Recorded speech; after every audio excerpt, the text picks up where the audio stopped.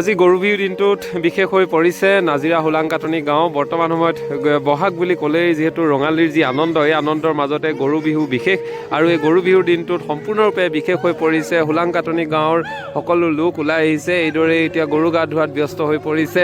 ঢোল পেঁপা লৈ সকলোৱে আনন্দত মতলীয়া হৈ পৰিছে। লগতে মাখিয়তী চাক লৈ আহিছে, যাতে গৰু বিহুৰ যি এটা আনন্দ উৎসাহ, এই উৎসাহ অতি সুন্দৰকৈ কৰা দেখিবলৈ পোৱা গৈছে। আৰু এয়া হোলাংকাটনি গাঁও, চাওক অতি মনোৰম পৰিৱেশ। গাঁৱৰ যুৱক যুৱতী পুৰুষ মহিলা সকলো ওলাই আহিছে আৰু বিশেষ হৈ পৰিছে। চাৰিওদিশে সকলো গৰু লৈ আহিছে। আৰু গৰু বিহুৰ যি নিয়ম, গৰু বিহুৰ যি পৰম্পৰা, আহোম শাসনৰ সময়ৰ পৰা অসমীয়া সমাজৰ যি এক পৰম্পৰা, এই পৰম্পৰা অতি সুন্দৰকৈ নিবিড়ভাৱে অসমীয়া সমাজে উদযাপন কৰি আহিছে।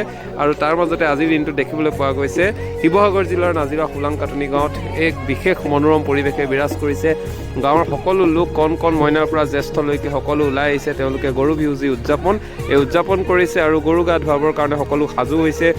সকলোৱে একেলগে বিহুৰ গীত, তেওঁলোকে পেঁপা ঢোল বাদন কৰি এইদৰে গৰু গা ধোৱা দেখিবলৈ পোৱা গৈছে। এক বিশেষ মনোৰম পৰিৱেশ।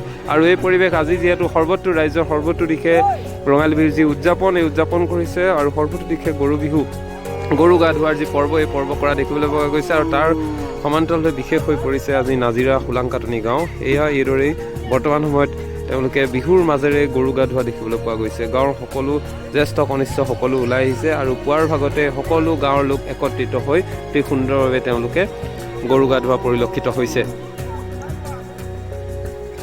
অসমীয়া সমাজৰ যি পৰম্পৰা, এই পৰম্পৰা অসমীয়াৰ যি উৎসৱ, বিহু উৎসৱক অতি সুন্দৰকৈ তেওঁলোকে বলিষ্ঠভাৱে উপস্থাপন কৰি আহিছে। ভাৰতৰ সংস্কৃতিৰ মাজত অন্যতম হৈছে অসমীয়া যি সংস্কৃতি পৰম্পৰা, আৰু এই পৰম্পৰা অটুট ৰাখিব উদ্দেশ্যে বৰ্তমান সময়তো এইদৰে অতি সুন্দৰভাৱে গৰু বিহু উদযাপন কৰি আহিছে। আৰু আজিৰ দিনটোত হোলাংকাটনি গাঁৱত বিশেষ পৰিৱেশে বিৰাজ কৰিছে।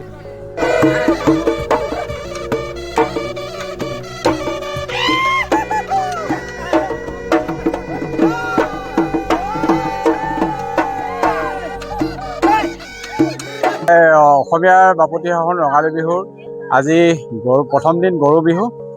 আজি আমাৰ হোলাংকাটনি গাঁওবাসী সমূহ ৰাইজ একত্ৰিত হৈ এই স্থানতে আজি গৰুক সমজুৱাভাৱে ঘৰতে নোৱাই ধুৱাই আনি এই স্থানত সমজুৱাভাৱে গৰুক গা ধোৱা হ'ল। আৰু এতিয়া আমি দিনটোত গৰুৰ কাৰণে আকৌ গধূলি জাক আৰু পিঠা পনাৰ ব্যৱস্থা কৰি গধূলিত আদৰি সাদৰি বিচনীয়ে বাঁহ দি আজি গৰুক তেনেদৰে আমি দেৱতা সদৃশ জ্ঞান কৰি আজি গৰু বিহু পালন কৰিম।